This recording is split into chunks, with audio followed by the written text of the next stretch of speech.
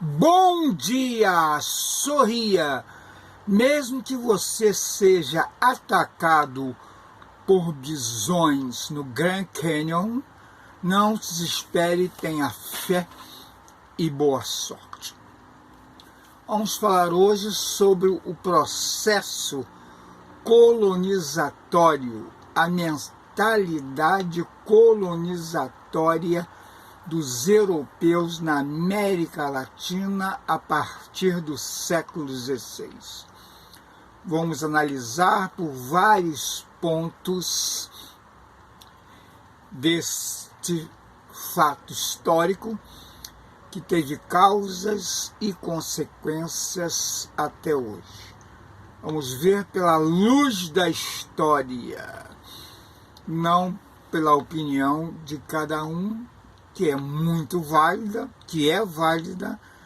mas precisa-se analisar os fatos como fosse um prato de feijão fundo e não um prato de feijão raso, porque é um assunto bastante complexo e discutível. Então vamos lá. Primeiro, América Latina. México, Equador, Colômbia, América Central, Caribe, introduziram o colonialismo introspectivamente.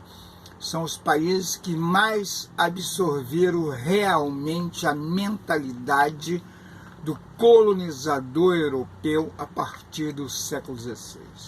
No Brasil, essa mentalidade ainda não está totalmente definida. Há uma consciência do que foi a colonização europeia, entre aspas, e as suas consequências. Mas México, Caribe, América Central, Equador, Colômbia absorveram mais a ideia, a mentalidade, a ideologia do que realmente foi o colonialismo europeu, entre aspas. Esse colonialismo começa com o poder da Igreja Católica, dos reis de Espanha, Isabel. Então, começa a partir de 1500, quando os espanhóis e portugueses chegam à América Latina. Conflitos, massacres de indígenas pré-colombianos que viviam aqui há milhares e milhares de anos. Há uma grande diferença. Portugal e Espanha já tinham uma certa tecnologia militar e os povos pré-colombianos da América Latina não conheciam armas de fogo, não conheciam o cavalo como arma de guerra, auxiliar numa batalha, e por isso foram relativamente dominados e massacrados. E os portugueses e espanhóis levaram todas as riquezas para a Europa. Ouro, prata, no caso do Brasil, no início, cana-de-açúcar, que tinha um peso econômico muito grande para a época. Começa então o processo de exploração, uma colônia de exploração. Portugal não acha ouro logo no momento, introduz a cana-de-açúcar, que era vendida em boticas, farmácias hoje na Europa, com preço elevadíssimo, muito elevado. Só a elite consumia açúcar. A população mais pobre não consumia açúcar. Então, açúcar, sal e ervas, né, especiarias que vinham das Índias, eram consumidas pela elite. Então, ouro e prata foram logo sugados, retirados e mandados para a Europa. Navios e navios saíam aqui da América Latina. Então, começa uma exploração de uma colônia de exploração, mandando essas primeiras commodities para a Europa, através dos navios, através das companhias das Índias Ocidentais, através da Companhia de Jesus, né, dos jesuítas. Isso aí foi tudo para a Europa. Aliado a isso, houve a escravidão. Na América Ocidental, Equador, Colômbia, América Central, Caribe, era os índios, os silvícolas, os povos da floresta. Na parte oriental, Brasil, começou com os índios, não deu certo, e aí trouxeram a mão de obra negra escrava forçada da África, já que ela tinha uma certa habilidade, conhecia como moer a cana-de-açúcar, como plantar, como colher.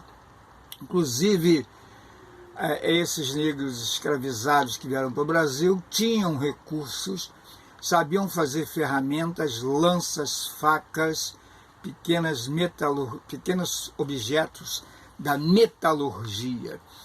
E muitos eram ladinos, sabiam ler e escrever, como é o caso dos malês. Então, a escravidão do índio, a escravidão do negro, que deixou sequelas, massacre e dizimaram quase toda a população indígena da América Latina. A reboque disso vem a formação do Estado, com leis, normas, regras que vieram da Europa. Num país, ou nos países, em formação.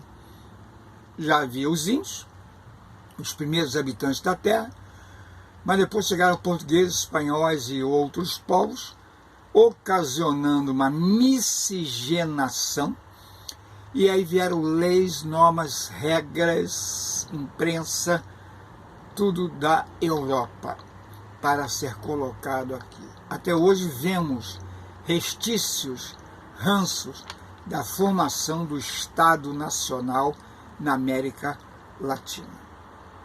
Herança latifúndio, herança grandes propriedades, herança monocultura.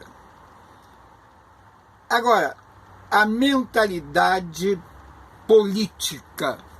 A mentalidade política foi a implantação de ditaduras civis e militares, de caudilhos na América Latina, isso a partir do processo de colonizatório.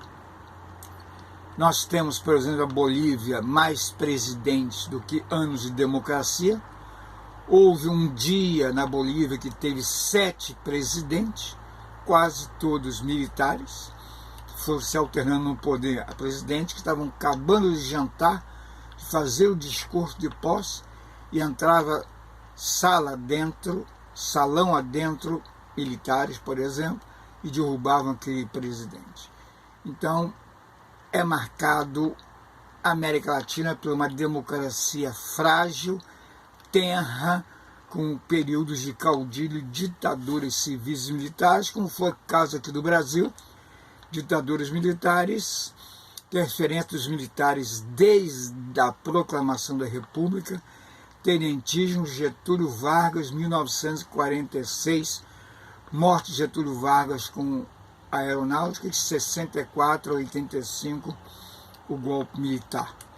E Getúlio também implantou uma ditadura civil em 1937, reprimindo seus opositores. Então, isso marca a América Latina. Tem que aceitar que dói menos.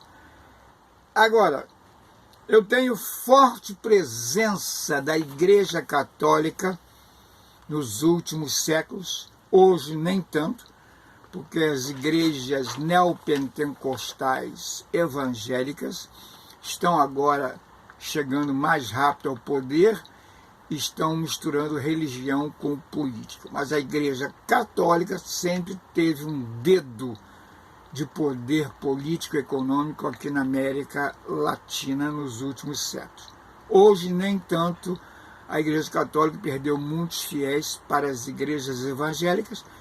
No Brasil são criadas uma igreja evangélica por dia, registrada em cartório. cada um com a sua denominação, pentecostal, neopentecostal, Assembleia de Deus, Metodista, Testemunha de Jeová, Presbiteriana e assim sucessivamente. Agora, esses problemas da colonização foram justamente a fome, tá? A educação que ainda capenga e justamente a questão salarial da dominação do capital, o capitalismo contra o proletariado.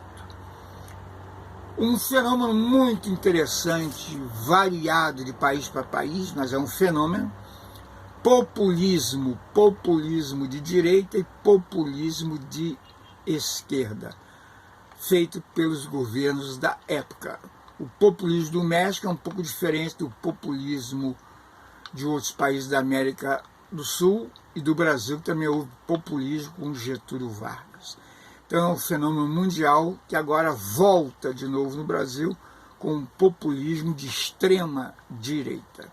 Então o populismo é um fenômeno que marca, a partir de 1930, a América Latina. Hoje nossas commodities são soja, algodão, ferro, tá? Madeiras, soja, ferro, principalmente, exportadas para a Ásia, principalmente para a China. Solução é o clichê de chover no molhado. Educação de qualidade para que daqui a uma geração, tá? Uma geração, comece a melhorar a situação, a consciência e a qualificação da população da América Latina. Hoje é uma economia ultraliberal, um capitalismo financeiro, grupos econômicos poderosos comandam a economia. Tá?